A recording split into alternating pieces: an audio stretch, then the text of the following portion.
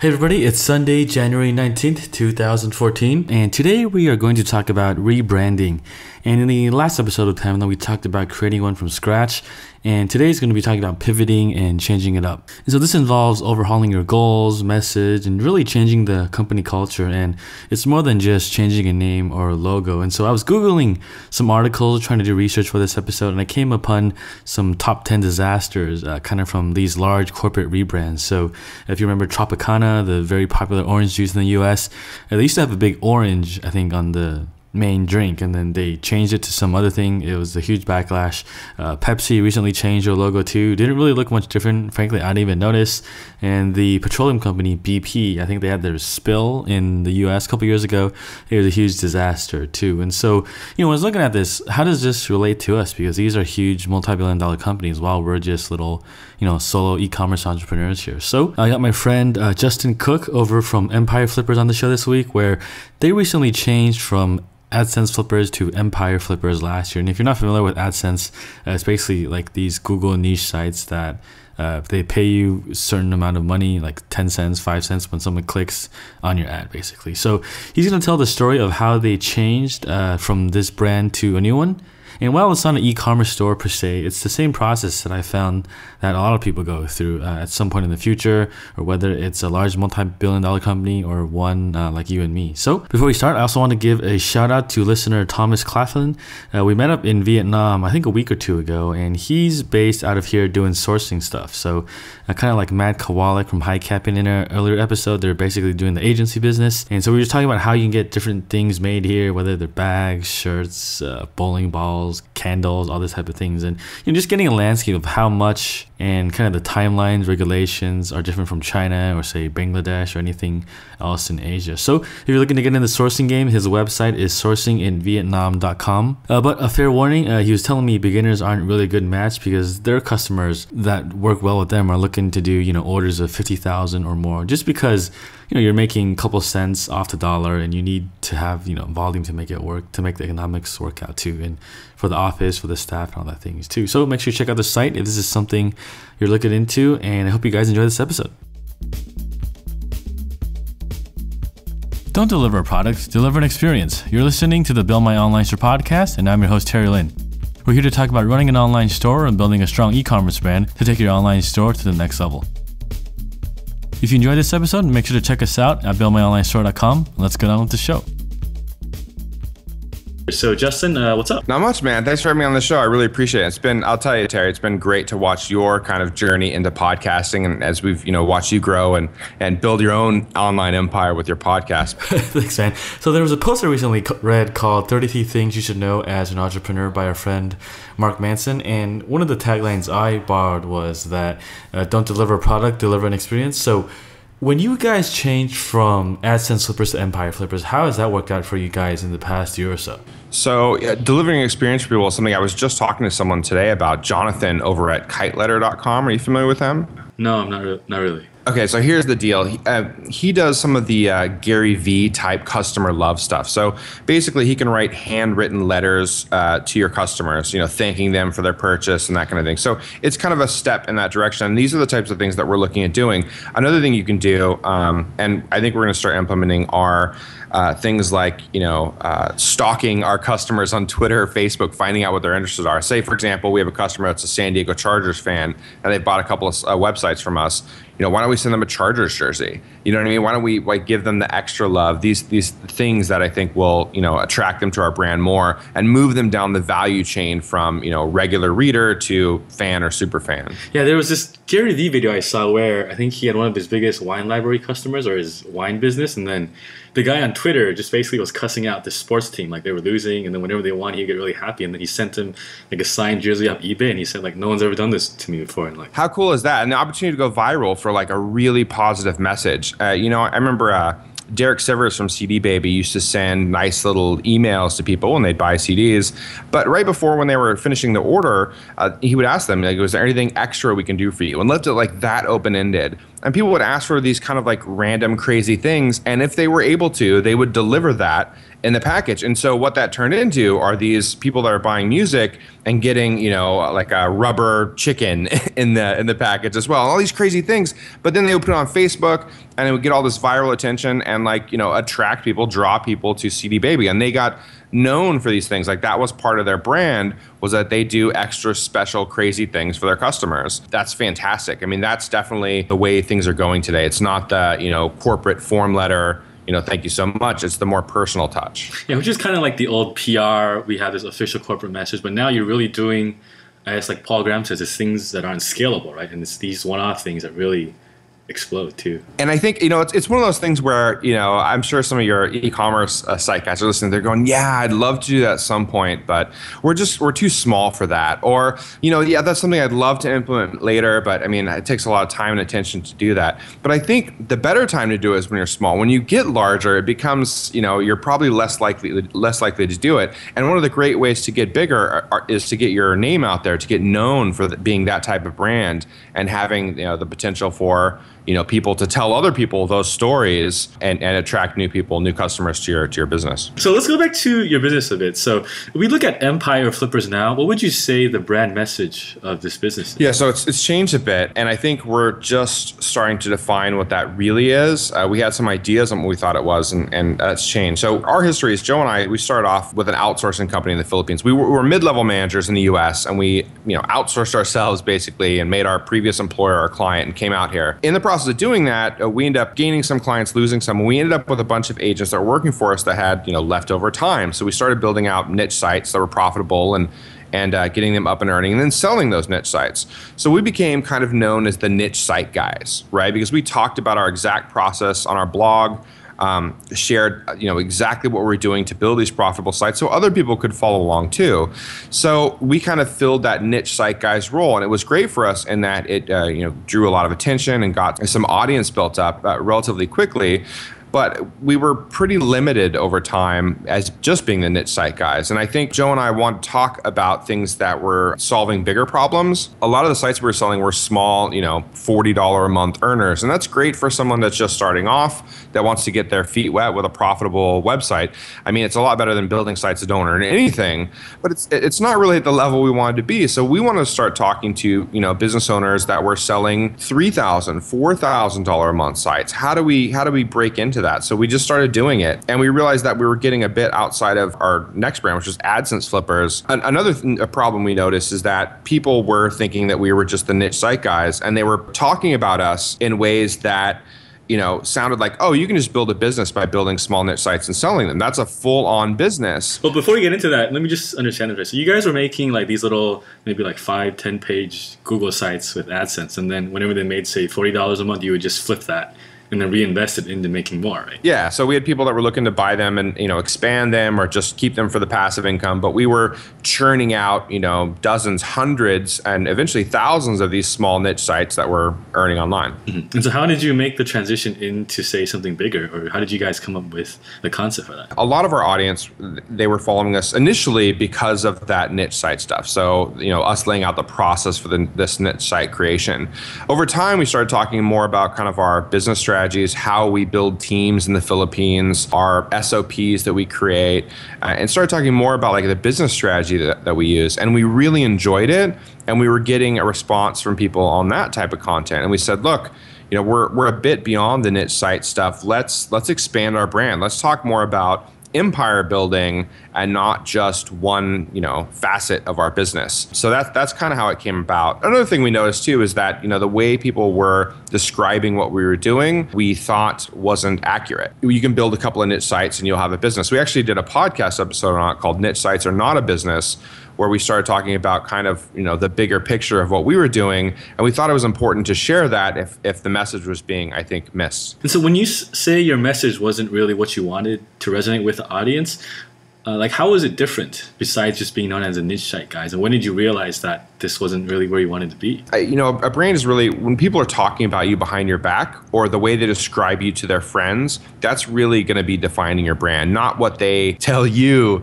they think about you. You know what I mean? So by listening to what they're saying about us on forums or on other blogs, we started to realize that our message wasn't clear and that we need to up our game, basically. And so that's when Joe and I started to put together the idea to switch from AdSense Flippers to Empire Flippers. And the goal was to really talk about more of what was behind our business, like, the inner workings of, how to, for example, how to add new profit streams, how to cut your losses when something's not working out, how to scale a team, how to pass responsibilities on to someone else that can do them efficiently. And I think these were a bit outside of just niche site creation. For the kind of discrepancy between what you started and what the audience thinks, do you think it was like an execution problem or kind of just the way you guys were presenting yourself? It's a good question. I think it probably had to do with the fact that we wanted to start with something that was very clear and very safe for us. So building out these niche sites, we had down to a T. We knew exactly the process and we could talk about that very clearly. Whereas, selling businesses or larger sites, $500 a month, $1,000 a month, $3,000 a month sites, were kind of outside of our sphere. So that was scary territory to move into. It was safer to stick to just talking about building niche sites and a little scarier to move on, right? Move into different areas. So I think that's what held us back from doing it for a while. And eventually, we realized that we do have an audience that is interested in that. And as we put out more content about that, we're finding more of that audience. At first, it was just us selling our own sites on AdSense Flippers. When we started Empire Flippers in March 2013, we allowed other people to broker their sites with us. So as we added these new types of sites, let's say product sites, affiliate sites that were making $500, $1,000, $2,000, $4,000 a month, just the fact that we had that content out there was starting to attract the right people. So we started adding buyers that were looking for $10,000, $20,000, $30,000 sites, whereas before they were looking for $500 to $3,000 sites. Does that make sense? Yeah, so it kind of came more naturally rather than a sharp pivot, right? Where kind of the audience was just asking you for certain services and then you guys just followed along. It did. And so funny enough, we had people ask, so the whole time we'd been creating these niche sites and we didn't want to offer any products or services. Really, we just said, look, we've got a team, they're insular, they are kind of knocking this stuff out for ourselves. We're talking about it and we'll explain how you can do it yourself, but we don't really want to offer the products and services that go with it. Because we weren't really set up for it. Like our team just worked internally, and we didn't have a front-facing way to deliver, pieces of the process. And we said, let's change that. Let's try to chunk it out. We'll have small teams. For example, we'll have a team that does keyword research, a small team of people. We'll have a small team of people that do content, a small team of people that do site setup. And then each of those teams, we can offer products and services from them through, we use Zendesk for support, and then see how it goes. And it really took off. So we started that this year, and we've added, it's probably $12,000 to $15,000 a month in revenue that we didn't have before. So, and we'd fought it for the longest time, thinking, oh, we can't really do that. We're not really set up that way. And finally, after so many requests for it, we said, oh, we're getting requests for this. We should probably offer this to our customers. And it was a really good move. It was James Tramko, actually, along with a couple other things that really got us thinking about that. Along with like Built to Sell, the book Built to Sell was fantastic. But James Tramko's approach to being able to, service all your different customers' needs. As a percentage of revenue on your whole business, how would it break down between, say, these services that you guys added and kind of still selling niche sites? It's a good question. So I'd say products and services sold right now account for about 20 to 25% of our revenue. Half of our revenue is still from legacy outsourcing clients. And that was what we really, originally started off with. And then the rest is through site sales and then brokering. So we take a piece of any site. Someone, lists a $30,000 site with us. We take 15%. So we'll end up with $4,500 on that sale. And then a portion of our revenue comes from that too. So about 20 to 25% is through products and services today. In which section do you see kind of as the future for you guys? Yeah, so that's a great question. And it's really important as we're looking towards 2014 on kind of where we're going to go. We had a strategy meeting when we sat down and said, okay, like where do we see the most growth? We talked about that being our marketplace. allowing other people to buy and sell their sites through us seems to really catch on. It's odd to us because you have sites out there like Flippa.com, which is it's like the eBay for buying and selling websites. They're the biggest by far, and it's the auction format. And so we started asking our buyers, like, why would you buy from us and not Flippa? I mean, they have so many different offerings and that kind of thing. And what we found is that people want vetted sites. They want to know that there's a certain quality criteria that comes with purchasing the sites, and they're willing to go to us rather than Flippa because of that. So Flippa is great for it. There's just so many starter sites. So a lot of people go there and will buy their starter sites when they're just getting started, but they'd rather go to guys like us when they want something that has been pre-checked and passed, at least some level of vetting. Gotcha. And if we look at the other side of the equation, you guys have built an audience since AdSense Flippers, now Empire Flippers. And when you're bringing this new service, are you finding that your audience needs to get used to it too, because since they've come kind of from a legacy brand? Yeah, it's interesting. So I was a little worried that some of the people that were just interested in building niche AdSense sites might not come along, that they might not be that interested. But for the people that have followed us for quite a long time, they're excited to see our transition, and they're transitioning in their businesses too. So people have grown over the last few years,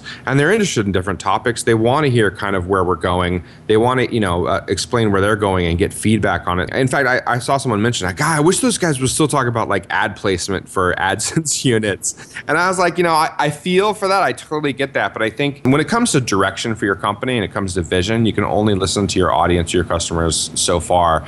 They're great for like helping you iterate and make small changes and improvements to products, to services. But when it comes to vision, I think that has to be driven by the entrepreneur. So where do you draw the line for that then? Well, it depends on where you want to go. So I think this year we spent a lot of time iterating. So adding products that our customers were asking for and really trying to understand them a bit more so we can deliver better for them, deliver better products and services. But through 2014, I think we're going to do a lot more of where we see our vision. And I think our vision is in the, supporting building, buying, and selling in the $10,000 to $100,000 range. And we're going to be more focused on that. We'll see how great it turns out. But a great way, I think, to approach this is we've really broken down kind of our avatar or our ideal customer. And we have 3 different areas. So we have the site builders, the site buyers, and the site sellers. So all of our content that we publish will be focused on one or more of those groups. Our email sequencing, so all of our, when someone signs up for our email list, they don't just get the Empire Flippers email list anymore. They get one of those 3 tracks, so that we're delivering the content that most interests them. And they can opt in or opt out of any of those tracks at any point. It'll be more towards those 3 groups. And I think it'll be interesting to see which group fills up faster, which group buys more products from us, which group demands more of our time. So these are the things we're going to start tracking through 2014, which I think will be great. Yeah, it's interesting you bring this, but this is something I started doing probably like half a year ago. So basically when I got into this game, like you look at e-commerce, like what, drop shipping, Amazon, you can make stuff in China, you can make supplements, you can do like subscription stuff, like it's all over the place, right? And I realized that if I have a general list, like there's no point, because if I have a guy like Dan Andrews who's doing like 1 million plus with his portable bars, cat furniture, versus a guy who's just doing an Amazon affiliate site and they're on the same list, there's no way I can find something that works, right? So I actually need to separate them by different content. So what I did was, one was an ebook that said, hey, how to find your first e-commerce idea, right? So whoever opts in this list, I know they don't have a store, so the content's much more beginner. And then the other one was for like a mastermind list, where if you have a store, you want to meet other store owners to talk about your problems, opt in here, I'll let you know when it launches. And basically through that, I can determine, okay, how this is growing, how that's growing, and then at some point figure it out. At least you keep them in separate buckets too. Yeah, I love that, Terry. And I felt bad about it because we had guys like, Dan Norris, right, was on our email list. But I'm sending him content about, how to source, content for your niche site from hirewriters.com or iWriter or Fiverr or whatever. Like, why am I sending this guy that kind of content for niche sites that just seems so wrong on so many levels. So yeah, I think really breaking down the different types of audience or potential customers or actual customers you have and being able to send them the right message at the right time is critical. So I'm really excited to be rolling this out. We actually just started last week. So we've basically been transitioning everyone into the right track that's right for them.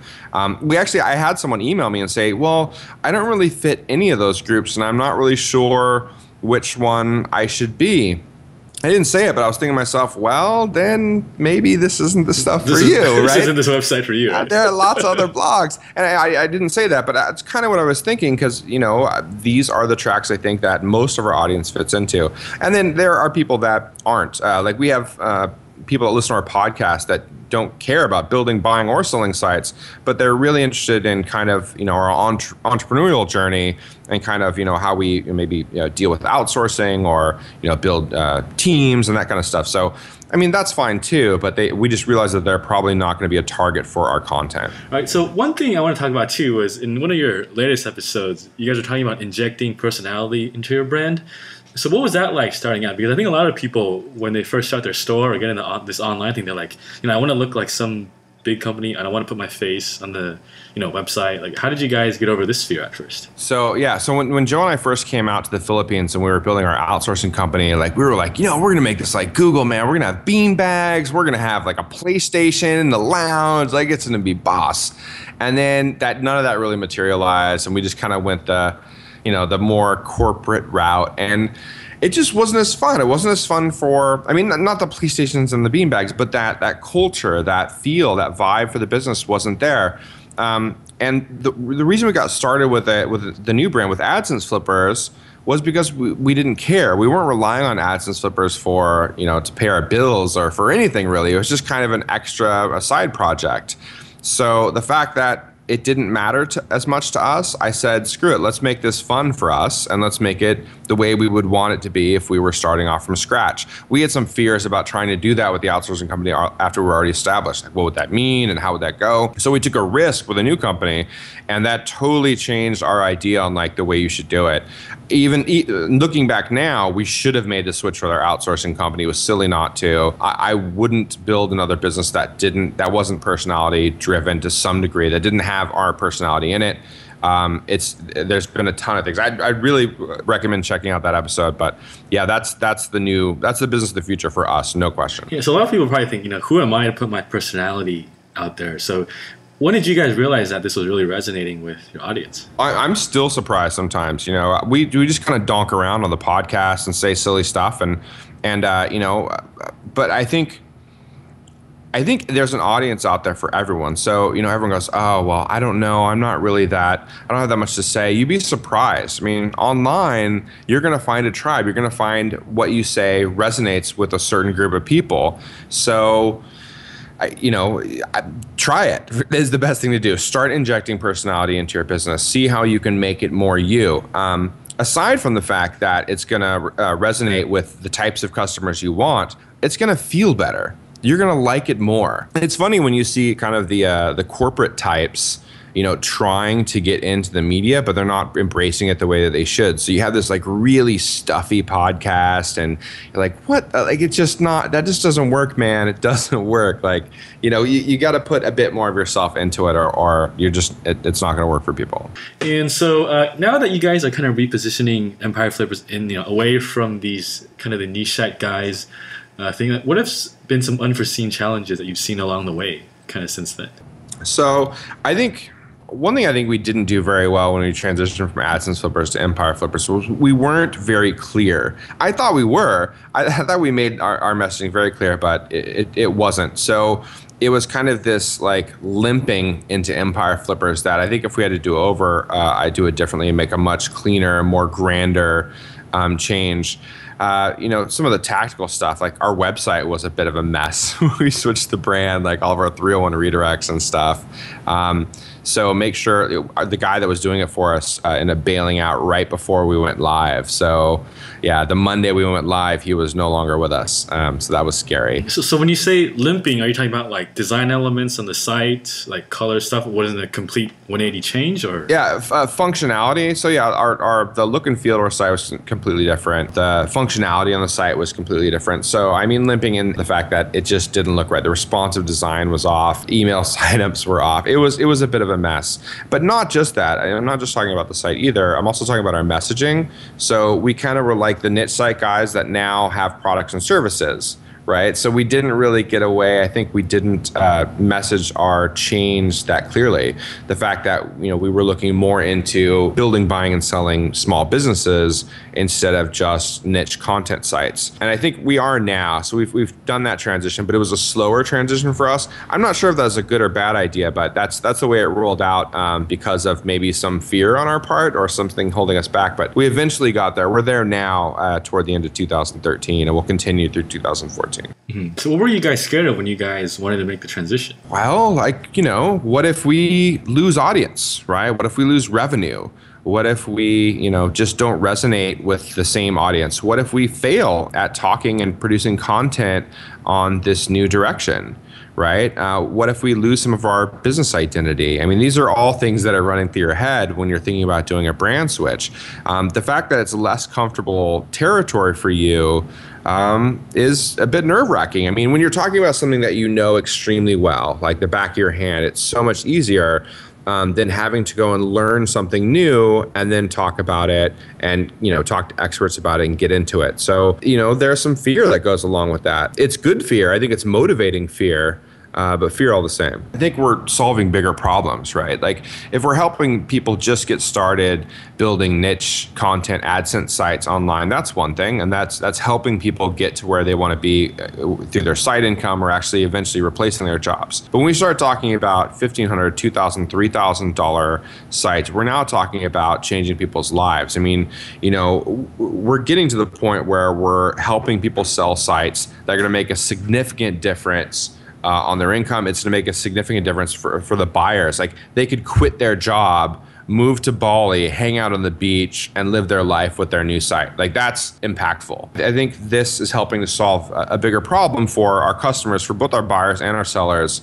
And it's good for us because obviously there's more opportunity in that space as well. All right, so moving forward, how are you guys going to measure the brand kind of changed with Empire Flippers now going into like the brokerage sites, more high touch service model? Well, I think, the fact that we've, categorized into builders, buyers, and sellers, we can follow those very distinct categories and see kind of where our audience is, what they're looking for and meet their needs in those different ways. So depending on, those three different areas, we can focus in on the ones that need a bit more touch that we think are going to help get us to the next level. So it'll be based on categorization of ideal customers. Mm-hmm. When you look back at, say, the AdSense Flippers switch to Empire Flippers versus the smaller kind of pivot within Empire Flippers now, do you still find the fear there, or is the resistance less than it was before? I think we really pushed or passed the buck, or kick the can down the road, so to speak, on our AdSense Flippers to Empire Flippers brand. I don't think we did that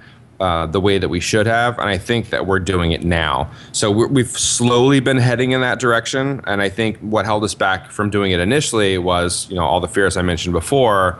But we're taking that on today. So in the last couple of months, and I think through the first quarter of 2014, you're going to see a significant change and shift in kind of our content and what we're offering to our customers and readers and listeners. Gotcha. So this will be kind of different topics you guys are covering on the podcast, blog, and kind of in your messaging. Yeah, that's right. That's why it's kind of interesting to talk to you about this today, Terry, is because I think there are some things we did right and we had the right idea, but we didn't execute on the AdSense Flippers to Empire Flippers transition as well as we probably should have. So hopefully some of these mistakes will be helpful to your audience if they're considering a brand shift. And the fact that we're now looking back and saying, yeah, we didn't really go for it like we should have, and are looking to correct that. I think it'll be really interesting in the next couple of months. We can talk about how that kind of played out. Yeah, because it's interesting when I saw you guys switch. because I kind of heard you guys talking about it before, either through offline channels or on the podcast. And I was like, oh, okay, these guys finally made the switch. But I guess you're saying a lot of people didn't really catch on to that too, right? Yeah, man, they didn't. They were like, oh yeah, those Empire Flippers guys, yeah, they used to be AdSense flippers, and they do a bunch of knit sites. Like that's kind of the message. Like no. It was just a name. It was just a one word change. Yeah, exactly. And it's so funny because you see that when people are talking to other people, when you read it on message boards, you read it on blog posts, and they're kind of just describing you, or on Twitter where they don't even expect you to respond, and you see those, and you're like, oh man, yeah, I did not message that correctly, right? But it's helpful. I mean, like I think digging through and finding brand mentions and seeing what people are saying about you helped me realize that, right? Helped show me that we didn't do that transition as well as we meant to, and so it gives us an opportunity to correct it. Well, I mean, everyone starts out that way too, and so it is what it is. Just the people who can figure out the way. Like it's like when you're cooking pancakes. Like the first pancake, you always throw it away. You just keep doing the second one, third one until you get it.